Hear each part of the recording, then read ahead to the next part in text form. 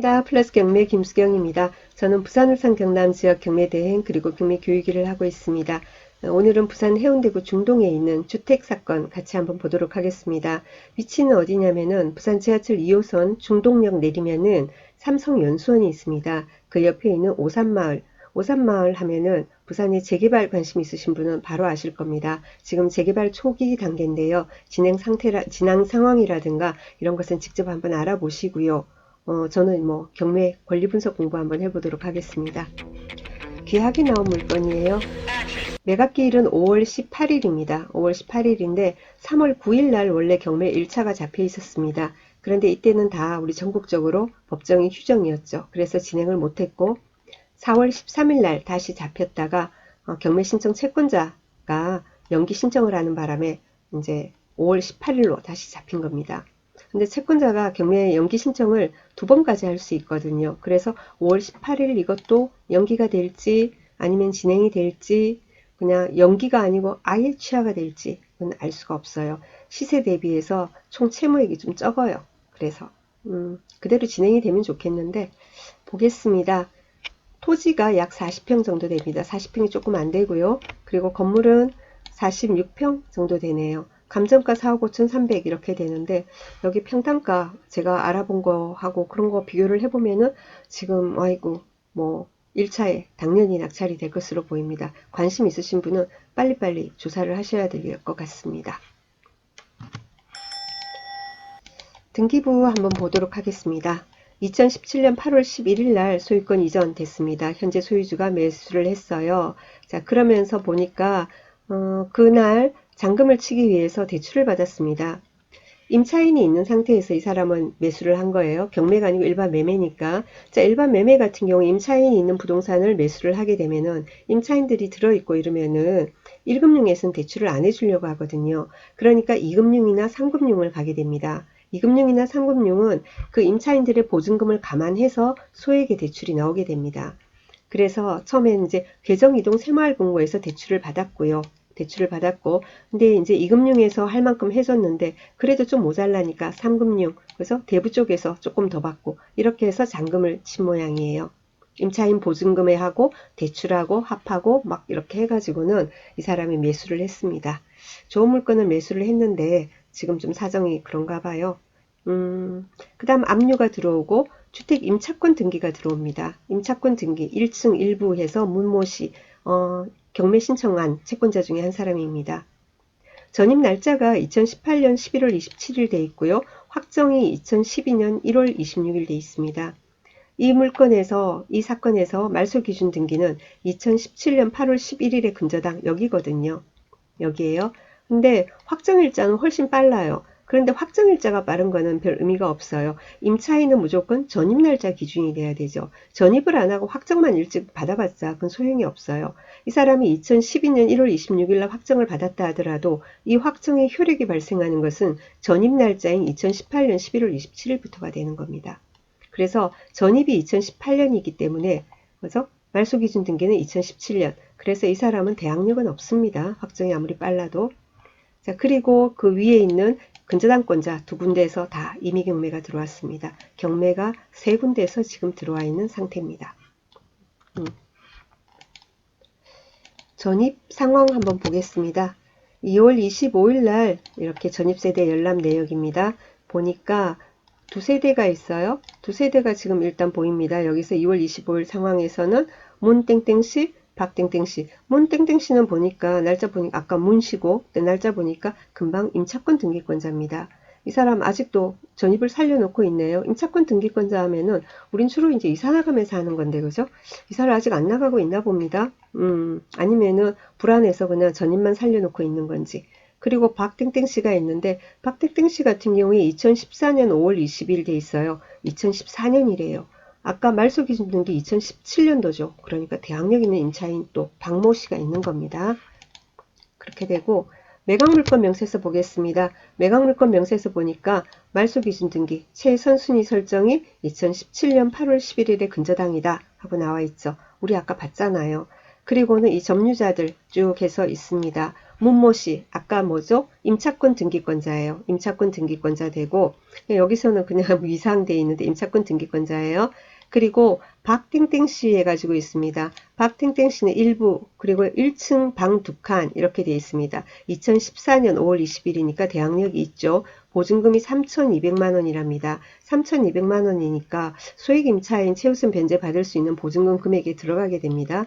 전입 날짜는 2014년 5월 20일이고 확정일자 2014년 5월 28일이고 그리고 배당 요구는 2019년 7월 11일 날 했답니다. 배당 요구 종기일이 2019년 8월 1일이에요. 그래서 8월 1일 이전에 했으니까 이 사람은 뭐 날짜도 빠르고 확정도 그죠? 바로 받았고 얼마 안 돼서 그죠? 그리고는 배당 요구도 제대로 했고 이 사람 3,200원 전액 배당이 될 것 같습니다. 나중에 배당표 보면서 다시 한번 정리해 드리도록 하겠습니다. 그리고 그 밑에 보면은 또 박땡땡 씨라고 있습니다. 그런데 비고에 한번 보세요. 비고에 보면은 주식회사 우진 뭐 하는 주식회사 우진이라는 회사가 있습니다. 그 회사의 직원이래요. 이 사람 박땡땡 씨는 2018년 7월 20일 돼 있습니다. 박땡땡 씨 2018년 7월 20일 2018년이니까 아까 말소기준 등기 뭐죠? 2017년 그죠? 8월 11일인가 대항력은 없어요. 근데 이 사람 아무것도 여기 미상 돼 있으니까 우리 입찰하는 사람들은 참고하라고 매각물권 명세서에 해놓은 거예요. 이 우진이란 회사의 직원이라는 거죠. 주식회사 우진이란 데가 있습니다. 2층 방 3칸을 사용한답니다. 자, 2017년 10월 22일부터예요. 2017년 10월 22일부터 이제 계약이 돼 있고 보증금은 500만 원이고 월세 50만 원이랍니다. 자, 그런데 회사잖아요. 그죠? 회사가 어떻게, 법인이 어떻게 전입을 해요. 그죠? 근데 여기 보니까 2018년 7월 22일 돼 있죠. 요것은 박등증 직원의 전입 날짜예요. 직원의 전입 날짜. 그리고 확정은 2019년 6월 17일 날 받았고 배당 요구했고 이렇습니다. 자, 그러면은 이 법인이 그리고는 법인의 직원이 전입을 하고 이러면은 어떤 뭐 대항력이나 주택임대차 적용이 됩니까? 그죠? 그 부분 한번 준비를 해놨습니다. 같이 한번 보도록 하겠습니다. 예전에는 안 됐었는데요. 예전에는 안 됐었는데 이게 법이 바뀌었거든요. 그래서 어떤 책 보면은 어떤 거는 이렇다, 법인은 안 된다, 어떤 거는 된다 막 이럴 거예요. 그래서 그 개정된 법 한번 보도록 하겠습니다. 2013년 기준이거든요. 어떤 말이 나오냐면은 대항력, 그 임차인의 대항력에 대해서 주택임대차보호법 제3조입니다. 3조 3항에 보면은 중소기업 기본법 했어요. 중소기업 기본법 제2조에 따른 중소기업에 해당하는 법인이 소속 직원의 주거용으로 주택을 임차한 후 그 법인이 선정한 직원이 해당 주택을 인도받고 주민등록을 마쳤을 때는 제1항을 준용한다. 대항력이 있는 걸로 본다. 이 말이 효력이 있다. 이 말이에요. 그리고 임대차가 끝나기 전에 그 직원이 변경된 경우에는 그 법인이 선정한 새로운 직원이 주택을 인도받고 주민등록을 마친 다음 날부터 또 효력이 생긴다. 그러니까 이제 직원 A가 먼저 처음에 전입을 하고 살고 있었던 거예요. 그럼 A 전입일 날 대항력이 생겼는데 그런데 직원이 교체가 된 거예요. 그 직원은 가고 B라는 직원이 다시 새로 또 전입을 했어요. 그러면은 B라는 직원, 새로운 직원이 전입한 날, 그날부터 다시 또 대항력이 생긴다. 앞에 건 없어진다. 이 얘기예요. 아시겠죠? 그래서 요 내용을 이제 확인을 했습니다. 그래서 다시 돌아가서요. 그래서 주식회사 우진은 직원인 박모 씨가 전입한 2018년 7월 20일 요걸 기준으로 해가지고 된다 이거예요. 아시겠죠? 자, 그러면 다시 한번 보도록 하겠습니다. 임차인 현황 정리를 다시 해볼게요. 아까 말소 기준 등기가 어떻게 된다고요? 2017년 8월 10일에 근저당이다. 8월 11일. 그래서 우진은 아까 뭐죠? 직원이 그죠? 이 사람 박땡땡 씨 이 사람이 전입한 날짜인 2018년 7월 20일을 이제 기준이 되는 겁니다. 그런데 말소 기준 등기보다 늦으니까 대항력은 없습니다. 500만 원이니까 당연히 그죠? 최우선 변제 다 받을 것 같습니다. 그리고 아까 문모 씨 그 저기 임차권 등기하고 또 경매 신청한 채권자고 그렇죠. 이 사람 같은 경우에도 전입 날짜가 2018년이에요. 그래서 대항력은 없어요. 그리고 금액으로 보건대 역시 마찬가지로 소액 임차인 최우선 변제 해가지고는 뭡니까? 최우선 변제 받고 그리고 나중에 확정일 기준, 확정일도 이 날짜에 생기게 되는 거죠. 그렇게 해서 또 뭡니까? 우선 변제도 받고 이런 식으로 다 받게 될 것 같습니다. 그리고 또 뭐냐면 아까 대항력 있는 박모 씨 있었습니다. 2014년. 그죠?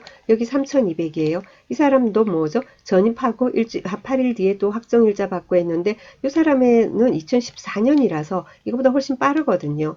예, 그렇기 때문에 전액 이 사람 같은 경우에도 최우선 변제와 우선 변제를 통해서 3,200을 다 배당을 받을 것 같습니다.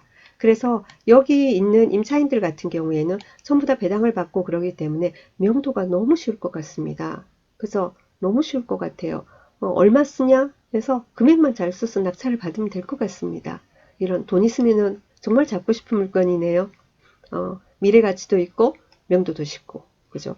임차인들도 손해보는 사람도 없고 마음 아플 것도 없고 그죠? 예상 배당표 보겠습니다. 지금 현재 그 감정가가 4억 5,300 얼마예요. 경매 비용이 약 500만원 되고요. 4억 4,800 얼마로 배당을 한다고 가정을 하면은 뭐죠? 아까 그 2014년 임차인이 있었죠. 박땡땡씨. 네, 그래서 이 사람 3,200 중에서 얼마예요? 2천만원 최우선 변제 받고요. 그리고 임차권 등기한 문모씨. 이 사람도 뭡니까? 최우선 변제 일단은 2천만원 받고 최우선 변제로 2천씩 먼저 받았고요. 그리고 우진 같은 경우에는 500만원이죠. 그래서 500만원 전액 최우선 변제를 받았어요. 그럼 우진은 이제 다 받은 거예요. 우진 다 받았어요. 근데 위에 임차인들은 일단은 이렇게 받은 거예요. 최우선 변제로. 그리고 나서 뭡니까? 세무서라든지 사하구에 그래서 얘가 그 세금 부분이에요. 그죠? 조세 부분이 들어가고 그 다음에 뭐냐면은 박땡땡씨 아까 절 위에 3,200 중에서 2,000 받았잖아요. 그죠? 그런데 확정일자가 2014년으로 빠르지 않습니까? 그래서 1200 우선 변제로 1200을 받고 그래서 이제 이 박땡땡씨도 뭡니까? 전부 다 100% 받았어요. 우진도 100% 아까 다 받았죠? 그리고 근저당 그 뭡니까? 새마을금고 근저당들이 전부 다 2017년도였죠. 그죠? 그래서 차례차례 받고 그러고도 돈이 남거든요. 그렇기 때문에 문모씨 아까 확정 2012년 받았지만 전입한 2018년도에 확정의 효력이 발생한 데 있죠. 그래서 여기 2017년도에 근저당들 다음으로 해가지고는 우선 변제권이 있으니까 또 1,000만원 받고 그래서 문모씨도 전부 다 100% 받고 이런 식으로 가는 겁니다. 그리고 증액한 부분 참 나중에 300만원 이런 식으로 쭉쭉쭉쭉 가게 되는 겁니다. 그래서 다 배당받고 그래요. 해피다. 그래서 해피. 에브리바디 해피. 자, 임차인 보증금 예상 배당액 정리하겠습니다. 그래서 박땡땡씨 100%, 그 다음에 문땡땡씨 다 받고, 그 다음 증액한 것도 받고, 우진도 받고 다 받는다.